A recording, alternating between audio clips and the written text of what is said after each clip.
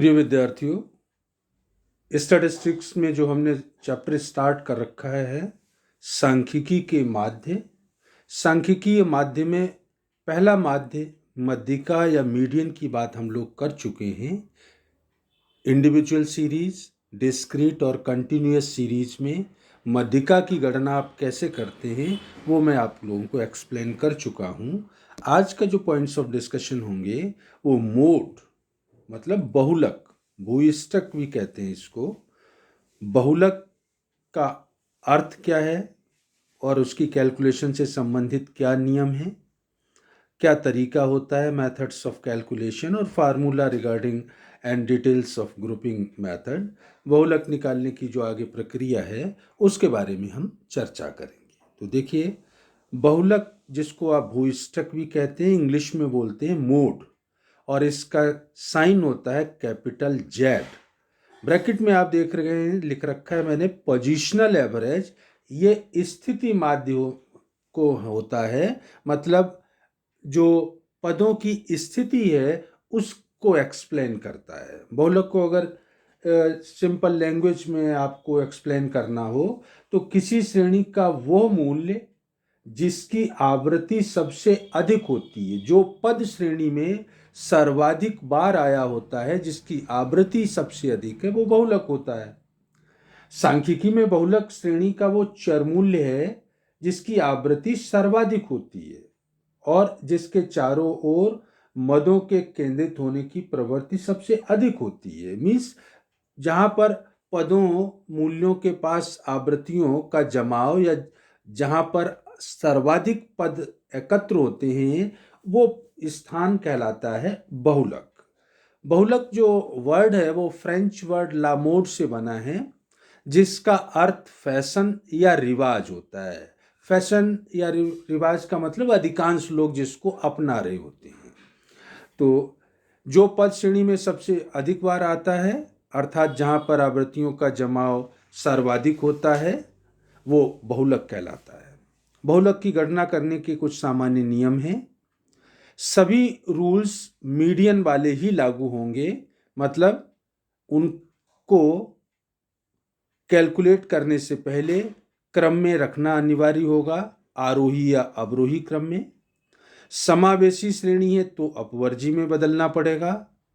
असमान अंतर वाली अनइक्वल क्लास इंटरवल है तो समान वर्ग वाली श्रेणी में बदलना पड़ेगा। बहुलक की गणना करने के लिए 3 वर्गों का वर्ग विस्तार समान होना चाहिए। कम से कम 3 ग्रुप सीरीज में ऐसे हों जिनका वर्ग विस्तार समान है, तभी गणना करना उचित माना जाता है। मीन्स बहुलक मॉडल ग्रुप, बहुलक वर्ग, इससे पहले वाले वर्ग और बाद वाले वर्ग, कम से कम 3 ग्रुप्स की क्लास इंटरवल समान है तो फिर बहुलक निकालना उचित माना जाता है। तो इस तरह से बहुलक जहाँ पर आवृत्तियों का सर्वाधिक जमाव होता है वो बिंदु बहुलक या भूयिष्ठक कहलाता है, जेड से डिनोट करेंगे। अब बहुलक की गणना करने के मेथड्स क्या हैं? तो 2 मेथड मुख्य रूप से हम काम में लेते हैं, निरीक्षण विधि, इंस्पेक्शन मेथड, और दूसरा होता है ग्रुपिंग मेथड, समूहन विधि। इंस्पेक्शन मेथड या निरीक्षण विधि इंडिविजुअल सीरीज में इसी विधि का हम प्रयोग करते हैं। इंडिविजुअल सीरीज का मतलब प्रत्येक पद या इकाई के मूल्य को अलग अलग दिखाया जाता है, आवृत्तियां नहीं दी जाती हैं। तो पद दे रखे होंगे तो हम देख लेंगे जो पद श्रेणी में सबसे अधिक बार आया है वही पद बहुलक का मूल्य कहलाएगा या वही बहुलक कहलाएगा। खंडित और अखंडित, डिस्क्रीट तथा कंटिन्यूअस सीरीज में इस विधि का हम प्रयोग तभी करेंगे जब सीरीज रेगुलर हो, नियमित हो। नियमित से मतलब होता है जिसमें आवृत्तियां, श्रेणी में आवृत्तियां जो होंगी वो पहले लगातार बढ़ेंगी, 5, 10, 15, 20 बढ़ती जा रही हैं। हाईएस्ट पॉइंट मिडिल में होगा और फिर इसके बाद घटना शुरू हो जाएंगी, मान लीजिए 12, 9, 5, 3, 2, इस तरह से। तो जब आवृत्तियां क्रम से बढ़ती जाएं और हाईएस्ट पॉइंट पे जाने के बाद क्रम से घटना प्रारंभ कर दें, तो इस तरह का जो आवृत्ति बंटन है, डिस्ट्रीब्यूशन है फ्रीक्वेंसी का, वो रेगुलर डिस्ट्रीब्यूशन माना जाता है। तो अगर आवृत्ति बंटन नियमित है, रेगुलर है और हाईएस्ट फ्रीक्वेंसी लगभग बीच में है, तो निरीक्षण विधि के द्वारा, खंडित श्रेणी में तो हम निरीक्षण विधि के द्वारा जो हाईएस्ट फ्रीक्वेंसी होगी उसके ठीक सामने x का जो मूल्य होगा उसको बहुलक लिख देंगे, कोई कैलकुलेशन नहीं होगी।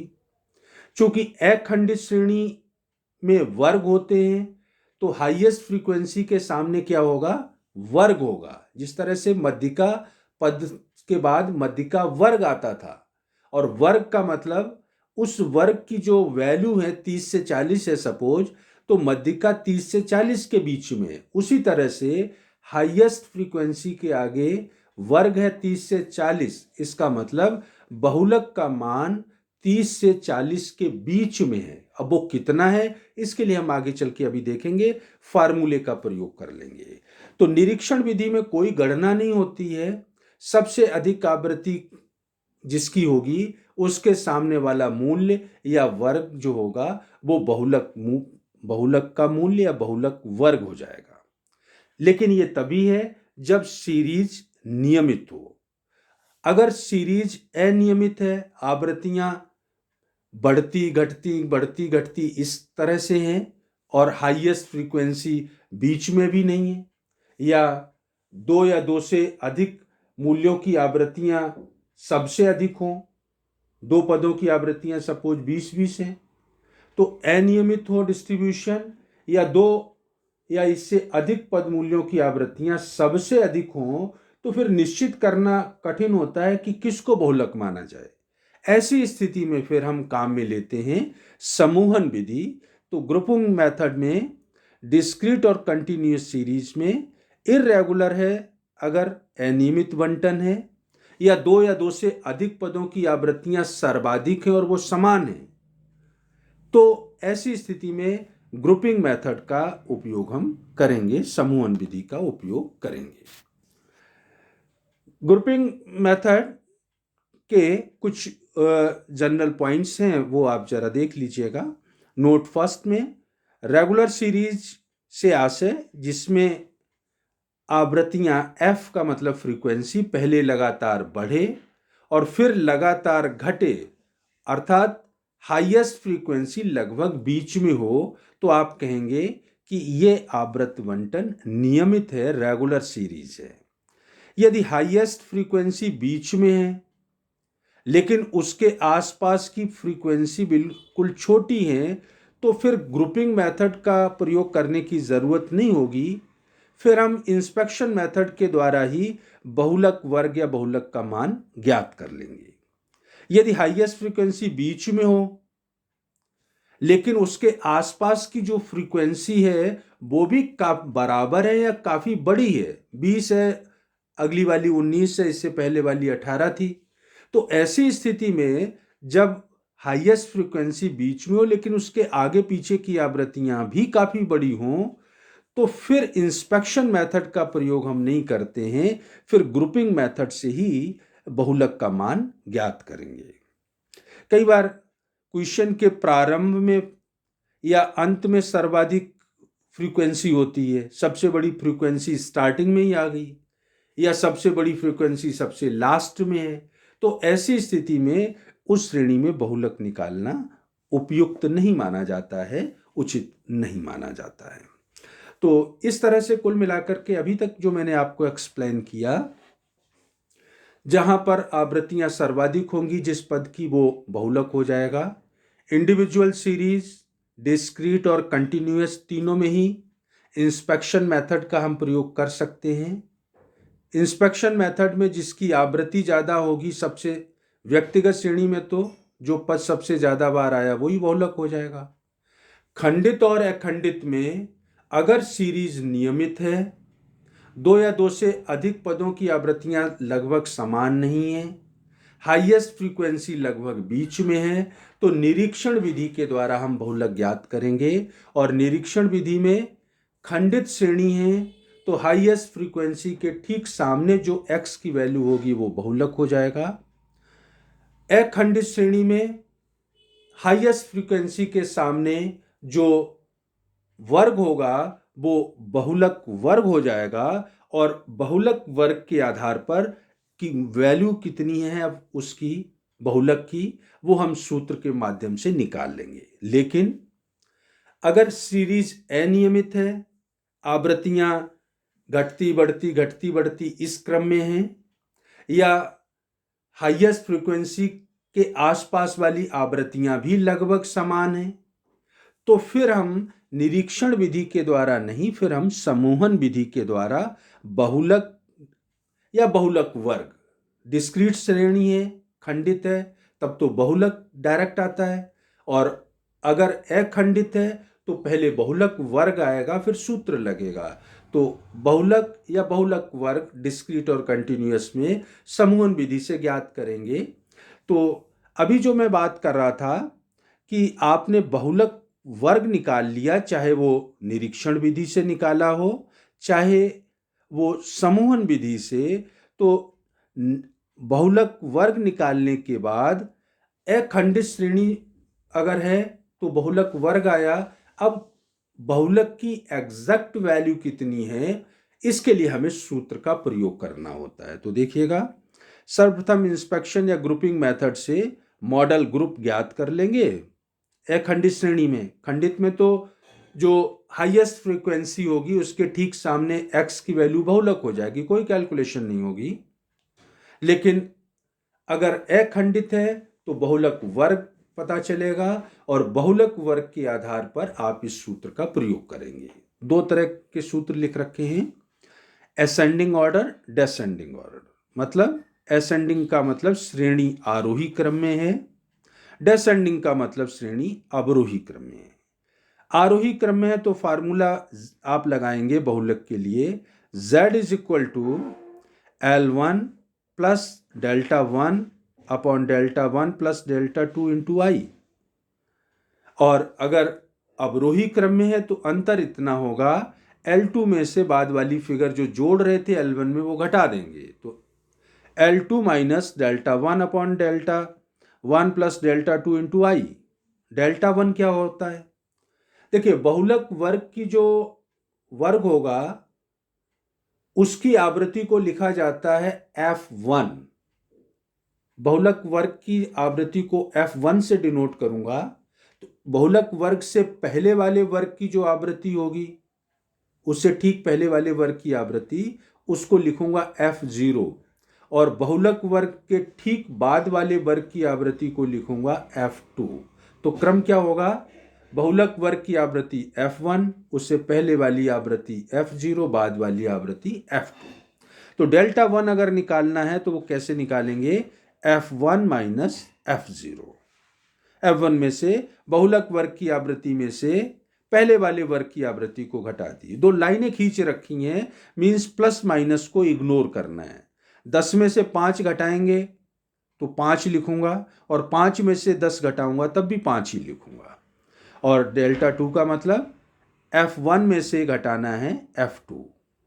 बहुलक वर्ग की आवृत्ति में से बहुलक वर्ग के बाद वाले वर्ग की आवृत्ति को घटाएंगे, प्लस माइनस को इग्नोर करेंगे, तो वो वैल्यू आ जाएगी डेल्टा 2।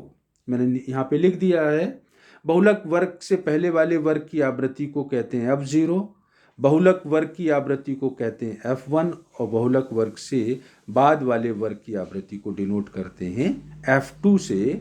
I का मतलब बहुलक वर्ग का विस्तार। बहुलक वर्ग 40 से 50 है, इसका मतलब I is equal to 10। L1 बहुलक वर्ग 40 से 50 है तो 40 L1 हो जाएगा, मीन्स बहुलक वर्ग की लोअर लिमिट। L2 बहुलक वर्ग की उच्च सीमा, मीन्स 40 से 50 है तो 50। तो इस तरह से निरीक्षण या समूहन विधि द्वारा डिस्क्रीट और व्यक्तिगत श्रेणी है तो डायरेक्ट बहुलक आ जाएगा। अगर अखंडित है तो पहले आप बहुलक वर्ग निकालेंगे, बहुलक वर्ग जब आ जाएगा तो ये फार्मूला लगाएंगे। अब समूहन विधि क्या होती है? समूहन विधि द्वारा खंडित श्रेणी में या अखंडित श्रेणी में जब आप इंस्पेक्शन मेथड काम में नहीं ले सकते हैं तो आप इसका उपयोग करते हैं। तो क्या होती है समूहन विधि? तो देखिएगा समूहन विधि में क्या प्रक्रिया अपनाई जाती है। समूहन विधि में एक टेबल हम बनाते हैं, ग्रुपिंग टेबल। ग्रुपिंग टेबल कैसे बनाएंगे? इसके अंतर्गत फ्रीक्वेंसी के आधार पर 6 कॉलम बनाते हैं। जो आपकी फ्रीक्वेंसी क्वेश्चन में दी गई होगी, 6 कॉलम आगे मैं बना दूंगा। ग्रुपिंग ऑफ फ्रीक्वेंसीज बोलते हैं उसको। 6 कॉलम कौन कौन से होंगे?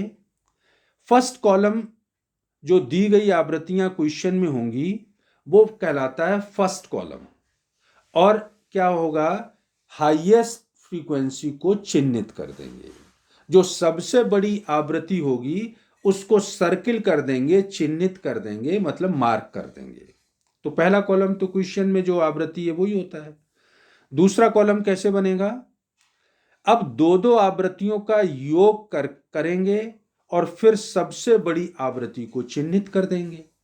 दो दो आवृत्तियों का मतलब जैसे 4 और 5 है तो 4 और 5, पहली आवृत्ति 4, दूसरी 5, तो 4 और 5 9 हो गया। फिर दूसरी 7 और 6 है तो 13 हो गया। 8 और 7 है तो 15 हो गया। मतलब दो दो के जोड़े बना करके उनका टोटल करके लिख देंगे और सबसे बड़ा जो योग होगा उसको सर्किल कर लेंगे। थर्ड कॉलम में जो आवृत्तियां क्वेश्चन में दी गई हैं उसमें से पहली फ्रीक्वेंसी को तो छोड़ देंगे, फिर दो दो के जोड़े बना लेंगे। दो दो के जोड़े बना करके उनका टोटल करके लिख लेंगे और जो टोटल हाईएस्ट होगा उसको चिन्हित कर लेंगे। 3 कॉलम हो गई है। चौथा कॉलम 3 आवृत्तियों का टोटल करेंगे और हाईएस्ट को चिन्हित करेंगे। जो भी आवृत्तियां दी गई हैं 3 आवृत्तियां लेकर के उनको जोड़ के उनका टोटल लिख देंगे। जो हाईएस्ट टोटल होगा उसको सर्किल कर दूंगा। पांचवें में पहली आवृत्ति को छोड़ करके 3 फ्रीक्वेंसी का टोटल करें और हाईएस्ट को चिन्हित करें। पहली को छोड़ देंगे, फिर 3 का टोटल करके टोटल लिख देंगे और जो टोटल सबसे बड़ा होगा उसको सर्किल कर लेंगे, चिन्हित कर देंगे। छठे कॉलम में प्रथम 2 आवृत्तियों जो क्वेश्चन में दी गई हैं फ्रीक्वेंसी, पहली 2 को छोड़ दीजिए और फिर 3 का टोटल करके लिखिए और जो हाईएस्ट टोटल है उसको सर्किल कीजिए। तो इस तरह से ये 6 कॉलम हो गए। कौन कौन से? फर्स्ट कॉलम तो दी हुई फ्रीक्वेंसी का, सेकंड में 2 के टोटल, थर्ड में फर्स्ट छोड़ के 2 का टोटल, फोर्थ में 3 का टोटल, फिफ्थ में प्रथम छोड़ के 3 का, और सिक्स्थ में प्रथम 2 को छोड़ के 3 का टोटल और हाईएस्ट को चिन्हित करेंगे। फिर इसके बाद हम एक एनालिसिस टेबल बना लेते हैं जिसमें टेलीवार लगा लेंगे। हाईएस्ट वैल्यू के आधार पर टेलीवार्स लगा लेंगे और जो टेलीवार्स सबसे ज़्यादा जिसके होंगे वो खंडित श्रेणी है तो बहुलक हो जाएगा, और अखंडित श्रेणी है तो जिसके टेलीवार्स सबसे ज़्यादा है उसके सामने वाला वर्ग बहुलक वर्ग हो जाएगा। लेकिन ये भी हमें ध्यान रखना है कि कई बार हम 2 के टोटल करेंगे तो कोई अकेली ऐसी एक फ्रीक्वेंसी हो सकती है जो 2 के टोटल से भी बड़ी हो।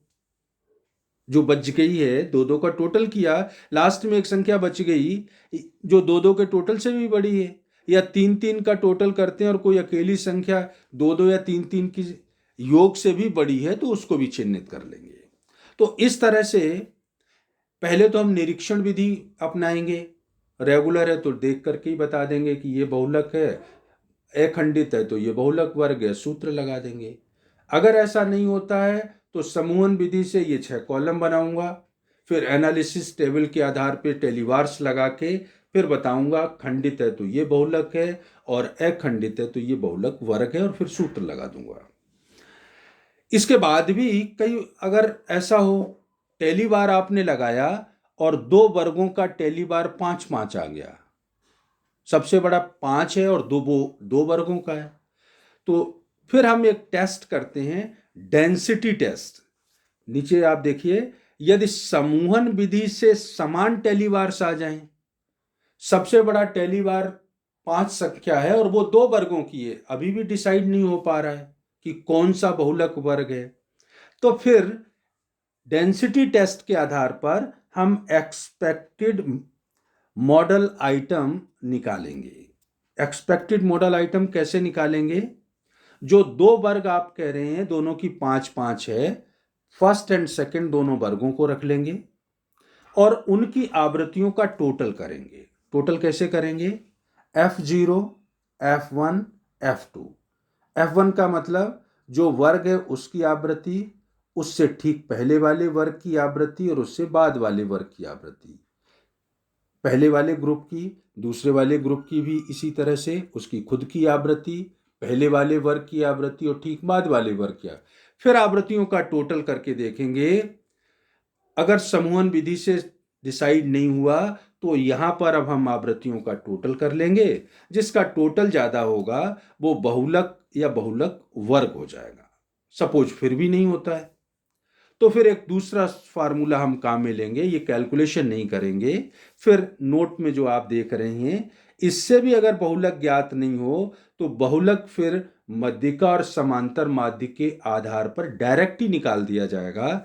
z is equal to 3m minus 2x बार।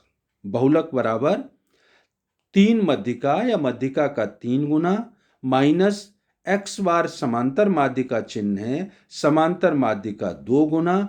इसमें से आप मध्यिका के 3 गुने में से 2x बार को घटाएंगे तो जो वैल्यू आएगी वही बहुलक हो जाएगी। तो इस तरह से बहुलक को निकालने के लिए आपको इन नियमों को और इस प्रक्रिया और सूत्र को ध्यान रखना है। नेक्स्ट लेक्चर में मैं न्यूमेरिकल क्वेश्चन लेकर के ये थ्योरेटिकल पोर्शन जो मैंने डिस्कस किया है इसको एक्सप्लेन करने का प्रयास करूंगा। आज के लिए इतना ही। Thank you.